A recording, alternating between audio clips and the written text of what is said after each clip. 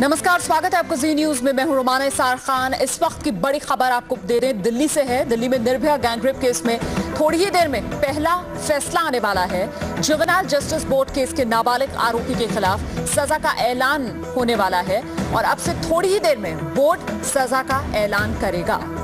इस आरोपी के खिलाफ 25 जुलाई को दरअसल फैसला आना था, लेकिन बोर्ड ने 4 बार फैसले की तारीख को टाला और उसके बाद आज ये फैसला आने वाला है। हम सीधे रुक कर सकते हैं जी मीडिया संवाददाता अमित प्रकाश इस वक्त हमारे साथ मौजूद है।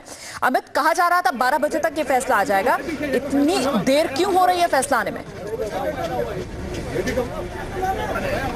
देखिए रोमाना, इस वक्त मैं आपको सीधी तस्वीरें दिखाने की कोशिश करूंगा और साथ साथ आपको ये बता दूं कि उसके पहले के जो केसेस लगे हुए थे उसके बाद तकरीबन 11 नंबर पर इस केस को आना था। तो अब लंच के बाद 2 बजे के बाद और अब ये हलचल जो ठीक जुवेनाइल जस्टिस बोर्ड का जो दफ्तर है उसके ठीक सामने, उसके गेट के ठीक सामने जो ये हलचल है, उससे अंदाज़ा लगाना ज़्यादा मुश्किल नहीं कि अब से कुछ देर बाद ये फैसला यहाँ आएगा। उम्मीद जताई जा रही है और अगर ये फैसला आ जाता है तो इस केस में 16 दिसंबर के गैंगरेप वाले मामले में ये पहला फैसला होगा। हम आपको बता दें लंच के बाद पहला फैसला अब इसी मामले में आना है। जी निश्चित तौर पर रोमाना, आपसे कुछ देर बाद, अगर ऐसा कहें कि तकरीबन 10 से 15 मिनट बाद उम्मीद ये जताई जा रही है कि वो फैसला यहाँ आएगा और इसीलिए यहाँ पर लोग जमा हैं। साथ साथ हम आपको बता दें जो पीड़िता लड़की, उनके माता पिता और उनके भाई, ये तमाम लोग इस वक्त कोर्ट के अंदर ही हैं और सभी इंतजार कर रहे हैं उस फैसले के आने की। चलिए अमित, आप जानकारी जुटाने की और कोशिश कीजिए, हम लौटेंगे आपके पास। फिलहाल इस जानकारी के लिए आपका बहुत बहुत शुक्रिया।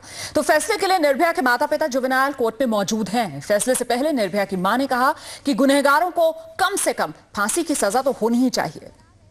ये हम 8 महीने से इसी का इंतजार कर रहे थे। आज हमें वो 17 तारीख का दिन याद आ रहा है। जिस तरह से हमने सब डॉक्टरों से हाथ जोड़ती थी कि हमारी बेटी को किसी तरह ठीक करो, आज उसी तरह हमें जज साहब से, कोर्ट से, न्यायालय से सबसे ये रिक्वेस्ट है कि हमारी बेटी के हक में फैसला दें और 5 मुजरिम को फांसी दें। हम नाबालिग बालिग कुछ भी नहीं जानते हैं, हमें सबको फांसी चाहिए। सजा की उम्मीद लेके आप आए हैं? हम तो उम्मीद ये लेके आए हैं कि इसको भी उन चारों की तरह इसको भी फांसी की सजा हो। हम तो अभी तक यही उम्मीद लगाए हैं कि फैसला हमारे हक में मिलेगा। जिस तरह से उसने क्राइम किया है तो फैसला तो उसको हमारे हक में मिलना चाहिए और सख्त से सख्त सजा मिलनी चाहिए उसको। तो सुनिए, आपने निर्भया की मां की बात कह रही हैं कि बालिग नाबालिग हम कुछ नहीं जानते। जिस तरीके की दरिंदगी इन आरोपियों ने मेरी बेटी के साथ की, इन्हें सख्त से सख्त सजा मिलनी चाहिए। दरअसल 16 दिसंबर 2012 को दिल्ली में निर्भया के साथ गैंगरेप की वारदात ने पूरे देश को हिलाकर रख दिया था। केस के सभी आरोपी पकड़े गए, एक आरोपी नाबालिग था, लिहाजा मामला जुवेनाइल जस्टिस बोर्ड के पास पहुंचा। सुनवाई पूरी हुई और बोर्ड ने फैसले की तारीख रखी 25 जुलाई। उसके बाद 4 बार अब तक इस फैसले की तारीख बदली गई है। नाबालिग की उम्र सीमा को 18 साल से घटाकर 16 साल करने पर एक बड़ी बहस छिड़ी, लेकिन सुप्रीम कोर्ट ने साफ कह दिया है कि फिलहाल इस मामले पर सुनवाई जारी रहेगी, पर जुवेनाइल जस्टिस बोर्ड अपना फैसला सुनाए। अब आज के फैसले पर देश भर की नजरें टिकी हुई हैं।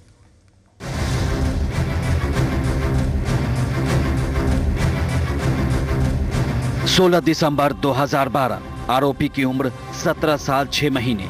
31 अगस्त 2013, आरोपी की उम्र 18 साल 3 महीने। उम्र के ये आंकड़े हैं उस नाबालिग आरोपी के जिस पर आज फैसला आना है, मगर उम्र के इसी पेच में सब कुछ छिपा है और इसी को लेकर लोगों में ये जानने की उत्सुकता है कि जुवेनाइल जस्टिस बोर्ड का फैसला आखिर क्या आता है। क्योंकि जब 16 दिसंबर को गैंगरेप की वारदात हुई थी तब आरोपी नाबालिग था, लेकिन अब जब ये फैसला आ सकता है तो वो 18 साल पूरे कर चुका है, यानी बालिग हो चुका है। कानून के मुताबिक नाबालिग को जेल या फांसी की सजा नहीं हो सकती है, चाहे वो कितना भी बड़ा गुनहगार क्यों ना हो। इसलिए दिल्ली गैंगरेप मामले में भी वो दोषी पाया जाता है तो उसे ज्यादा से ज्यादा 3 साल तक बाल सुधार गृह में बिताने होंगे। लेकिन उसके गुनाहों की फहरिस्त पर आप नजर डालेंगे तो आपका भी खून खौल उठेगा। पुलिस ने अपने 33 पन्नों में सबसे ज्यादा इसी की भूमिका का जिक्र किया है। पुलिस के मुताबिक 16 दिसंबर की रात इस आरोपी ने सबसे ज्यादा वहशी हरकत की। अपने 5 साथियों के साथ मिलकर बलात्कार, निर्भया के निजी अंगों को चोट पहुंचाई, विरोध करने पर निर्भया और उसके दोस्त को पीटा, गैंगरेप के बाद निर्भया के बाल पकड़कर घसीटा, और फिर बस के नीचे फेंकने में अहम भूमिका निभाई। यही वजह है कि वारदात के बाद जब ये सच सामने आया तब से इसे फांसी की सजा दिलाए जाने की मांग की गई। ये मांग भी की जा रही है कि हत्या और बलात्कार जघन्य वारदात में शामिल नाबालिगों की उम्र सीमा में बदलाव किए जाएं। बीजेपी के सुब्रमण्यम स्वामी ने सुप्रीम कोर्ट में अर्जी देकर कहा कि नाबालिग को उसके मेंटल और बौद्धिक क्षमता के हिसाब से देखा जाना चाहिए, न कि 18 साल की उम्र को पैमाना बनाया जाना चाहिए। याचिका की बदौलत जुवेनाइल कोर्ट को 4 बार अपना फैसला टालना पड़ा। बाद में मामले की सुनवाई करते हुए सुप्रीम कोर्ट ने वो अपील खारिज कर दी जिसमें किशोर न्यायालय अधिनियम के तहत नाबालिगों की उम्र 18 वर्ष से घटाकर 16 वर्ष करने और जघन्य अपराधों में संलिप्त नाबालिगों के साथ रियायत न बरतने की अपील की गई थी। ऐसे में जुवेनाइल कोर्ट आज क्या फैसला सुनाता है, इसका इंतजार सबको है, निर्भया के परिवार को भी और पूरे देश को भी। ब्यूरो रिपोर्ट, जी मीडिया। हाईकोर्ट ने और इसी मुद्दे पर बात करने के लिए हमारे साथ स्टूडियो में मौजूद हैं film and TV censorship activist Tina Sharma और मुंबई से हमारे साथ मौजूद हैं वरिष्ठ वकील आभा सिंह। बहुत बहुत स्वागत है आप दोनों का। टीना, आपसे जानना चाहूंगी कितनी उम्मीद आपको है आज के इस फैसले से?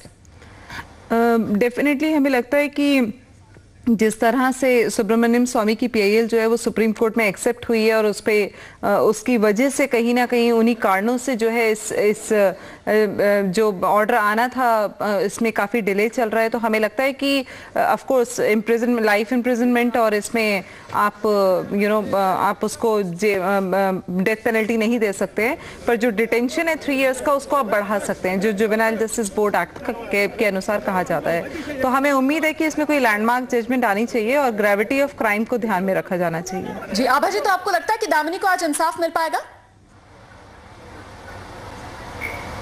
नहीं, जिस तरह का कानून है उसी के हिसाब से उतना ही थोड़ा इंसाफ मिलेगा, क्योंकि जुवेनाइल जस्टिस एक्ट कहता है कि मैक्सिमम 3 साल के लिए उसको रिफॉर्मेशन के लिए रखा जा सकता है। सेक्शन 15 जो जुवेनाइल जस्टिस एक्ट का है वो बोलता है, तो उस हिसाब से। लेकिन उसके माँ बाप, जैसे उसकी माँ कह रही थी कि मेरी बेटी की मौत हुई तो इसको भी फांसी होनी चाहिए, तो अगर हम कहते हैं जितना बड़ा गुनाह उसने किया उस हिसाब से उसको सजा नहीं मिलेगी, तो इस तरह से अगर आज कानून आता भी है तो बिल्कुल देश को लगेगा कि देश के साथ नाइंसाफी हुई है, इस देश की महिलाओं के साथ नाइंसाफी हुई है। बिल्कुल टीना, आभा तो कह रही है कि देश को ऐसा लगेगा कि जैसे देश की महिलाओं के साथ नाइंसाफी हुई है, फिर कहाँ अहमियत रख पाएगा? पर इसमें हमें यह भी नहीं भूलना चाहिए कि कोर्ट के पास पावर होती है जो आईपीसी के अंडर हैं, और वो पावर में कोई भी किसी भी लैंडमार्क लॉ के अगेंस्ट जाके कोर्ट जो है अपनी जजमेंट दे सकती है।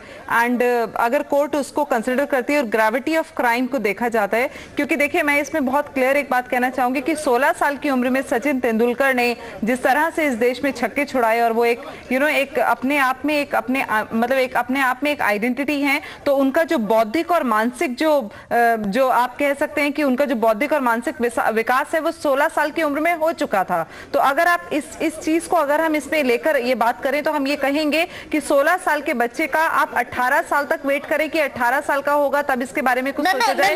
मुझे नहीं लगता कि लेकिन आभा सिंह, जो बात यहाँ पर टीना शर्मा उठा रही हैं, क्या फिलहाल जो मौजूदा कानून का प्रारूप है उसमें ये गुंजाइश है कि जुवेनाइल जस्टिस बोर्ड एक कदम आगे बढ़कर एक नजीर फैसला सुना सके आज? हाँ, 8, 10 या 12 साल की उसमें आप दे सकते हैं। जी जी, आभा सिंह जी, उस समय को बढ़ा सकते हैं डिटेंशन आपके पास। आभा सिंह जी। जी जी देखिए, ये जो कह रही है, लेकिन आज की कानून में जो सेक्शन 15 है जुवेनाइल जस्टिस का, वो मैक्सिमम 3 साल के लिए ही बोलता है, तो उसके बाद में कोई उस पर दबाव नहीं है। और आज अगर कानून चेंज करने की बात की जाती है तो रिट्रोस्पेक्टिव पुराने कानून पे चेंज नहीं ला सकते। तो ये कहना कि बोर्ड अपना विवेक यूज करके, ये जरूर है कि जब बोर्ड है वो वहां पे लगता है कि बहुत ग्रेव क्राइम हुआ है, लेकिन आज तक कभी ऐसा हुआ नहीं है। तो आज ये आशा करना कि बोर्ड जो है इससे ज्यादा सजा देगा, ये जब तक ऑर्डर आ नहीं जा सकता कुछ कह नहीं सकते। लेकिन जो कानून आज की तारीख में है उसमें 3 साल की ही सजा है। और कितने हाई कोर्ट के ऑर्डर्स आए हैं जिसमें लोगों ने अपील करी है, एक आध मर्डर केसेस में जुवेनाइल ने मर्डर किया है, लेकिन हाई कोर्ट ने कहा है, सुप्रीम कोर्ट ने कहा है कि हमारे हाथ बंधे हुए, जुवेनाइल जस्टिस को सीआरपीसी के ऊपर नहीं रखा जा सकता। तो फिर टीना, आप इतनी उम्मीद कैसे कर सकती हैं? जैसे कि आप बता रही हैं कि हत्या तक के मामलों के अंदर हाई कोर्ट, सुप्रीम कोर्ट में जब मामलों पर अपील हुई तो उनकी तरफ से कहा गया कि देखिए जुवेनाइल जस्टिस बोर्ड का प्रोरोगेटिव है कि वो इसकी, उनके पास एक स्पेशल पावर्स हैं जो इसके सीरियस क्राइम या ग्रेव क्राइम को कंसिडर करके जुवेनाइल जस्टिस बोर्ड अगर इस फैसले को लाता है तो उसको कोर्ट में कंसिडर किया जा सकता है, जो कि जैसा कि आभा जी भी बोल रही हैं। और अगर जेजेबी ही, अगर जुवेनाइल जस्टिस बोर्ड ही कहता है कि 3 इयर्स से ऊपर हम इसको नहीं करेंगे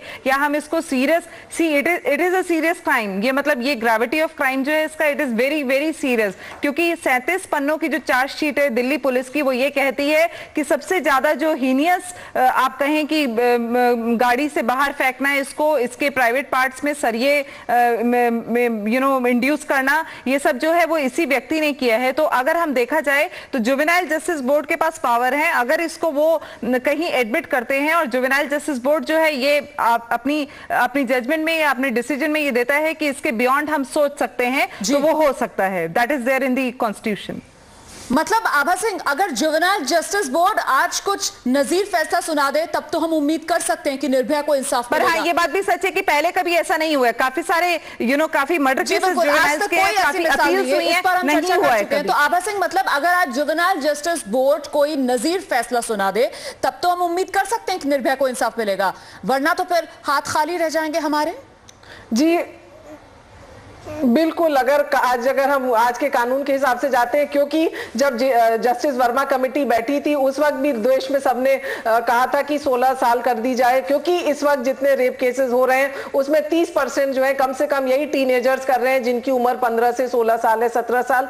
लेकिन उस वक्त जस्टिस वर्मा ने भी इसको अग्री नहीं किया था, और जो पार्लियामेंट, जब क्रिमिनल अमेंडमेंट एक्ट 2013 आया उस वक्त भी पार्लियामेंट ने इस देश की महिलाओं की, जनता की बात नहीं मानी और 18 ही रहने दी उन्होंने जुवेनाइल की एज। जबकि आप देखिए कुछ साल पहले तक हम लोग 16 साल मानते थे, और ये भी हैरानी की बात है कि किन कंडीशंस में 16 से 18 की गई बिना एप्लीकेशन ऑफ माइंड के। तो क्या अब उस सब का खामियाजा आज भुगतना पड़ेगा? इस केस में भी यही हो रहा है। निर्भया को अभी भी इंसाफ का इंतजार रह जाएगा। और एक और अहम सवाल कि अगर जस्टिस वर्मा कमेटी जो उन्होंने रिपोर्ट तैयार की थी उसमें अगर वो नाबालिग को लेकर कुछ अहम रिकमेंडेशंस करते तो जस्टिस जुवेनाइल बोर्ड जो है उसके फैसले पर आज इसका कुछ हम असर देख पाते। इन तमाम पहलुओं पर चर्चा को आगे बढ़ाएंगे। दोनों खास मेहमान हमारे साथ बनी हुई है। छोटा सा ब्रेक, फौरन लौट रहे हैं।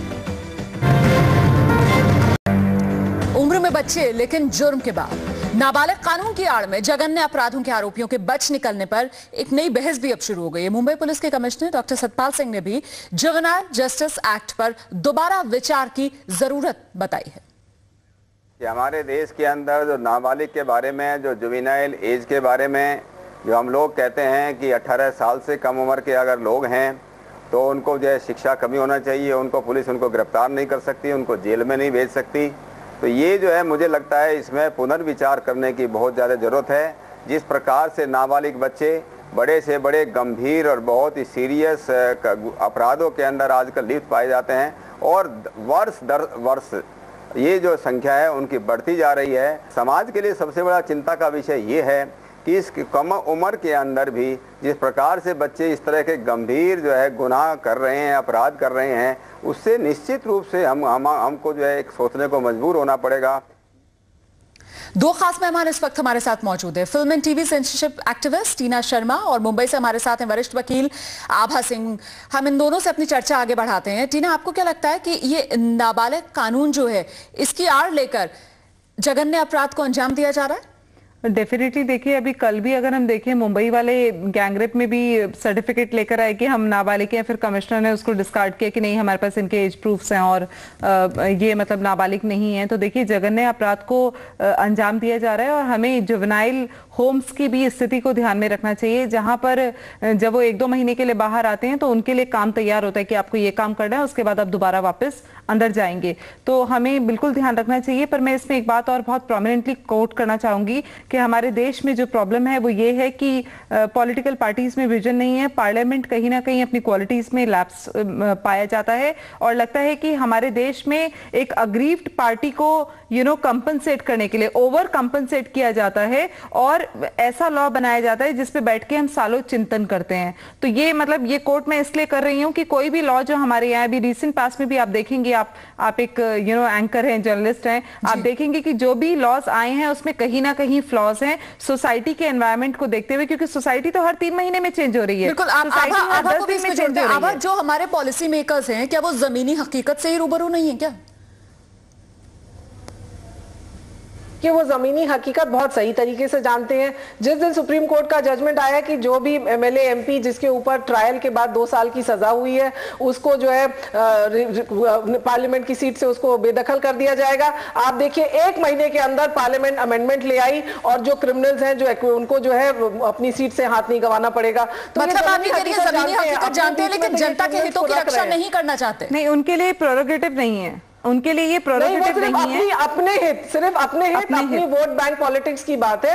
और आप मुंबई रेप केस में भी देखिए एक बच्चा है, लेकिन क्यों 16 से 18, अभी यूपी बिहार में कितने जगह देखा गया लोग फेक मार्कशीट ले आते हैं और इतने जगह अपराध करने के बाद वो फर्जी मार्कशीट लगाकर अपनी एज लिमिट लगाकर अपने को 18 से कम बता के बच जा रहे हैं। इसमें कई पॉलिटिशियंस के भी बच्चे इन्वॉल्व हैं, तो कहीं ना कहीं इनके कार्यकर्ता हैं, इनके अपने बच्चे इन्वॉल्व हैं, उनको बचाने के लिए ये एज 18 ही रख रहे हैं। नहीं तो जिस तरह से हुआ है कि अगर आप जिस तरह का अपराध कर रहे हैं आपकी उसमें आपको बच्चे कहां से कहलाएंगे। आज की अगर सही सब माना जाए तो 14 साल 15 साल से ज्यादा की उम्र में बच्चा नहीं माना चाहिए। जिस तरह से मेंटल मैच्योरिटी आ रही है, ये जिस तरह का अच्छा फूड इन लोग को मिल रहा है, इन लोग की ये बच्चे कहां से लगते हैं। और दूसरी बात मैं इसमें बोलना चाहूंगी, सॉरी टू इंटरप्ट, देखिए आसाराम जी के केस में आप देखिए 10 दिन तक आपने वेट किया। किसी कॉमन मैन को क्या कभी नोटिस सर्व किया जाता है? 2 नोटिस आप सर्व कर रहे हैं और जब वो भाग गए हैं आज आप उनके पीछे 50 लोगों की और 4 उनके पीछे आपने टीमें लगा रखी है। तो आप इस देश को बेवकूफ समझते हैं? बिल्कुल, ये कानून का माहौल नहीं तो और क्या है? आखिरी सवाल आप दोनों से,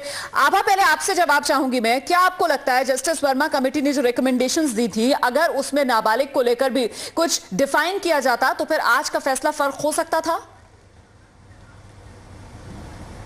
जी बिल्कुल, अगर उस वक्त किया गया होता तो ये फैसले में तो नहीं कोई चेंज होता, क्योंकि जो क्रिमिनल लॉ है वो कहता है रिट्रोस्पेक्टिव इफेक्ट नहीं होता। ये रेप हो चुका था और इस लड़के की जो थी उसको जुवेनाइल जस्टिस का फायदा मिलता। लेकिन मुंबई रेप केस में जो फोटो जर्नलिस्ट के साथ हुआ उसमें भी एक नाबालिग है, उसको जरूर सजा मिली होती। मुझे लगता है अगर नाबालिग का एज हमने बदल दी होती तो शायद ये मुंबई रेप केस में जो नाबालिग इन्वॉल्व है। बिल्कुल जी, रेट्रोस्पेक्टिव वाला एंगल हम सब जानते हैं, लेकिन फिर भी अगर कुछ प्रॉपर्ली रिकमेंडेशंस पे डिफाइन होता तो क्या आज के फैसले की नजीर होने की हम ज्यादा उम्मीद कर सकते थे? देखिए उसमें जहां तक मेरी जानकारी है, क्योंकि उस बोर्ड पर काफी लोग हमारे साथ के बैठे हुए थे, मुझे जानकारी है कि इस पे कुछ रिकमेंडेशंस लोगों ने दी थी पर उसे बोर्ड में शामिल नहीं किया गया।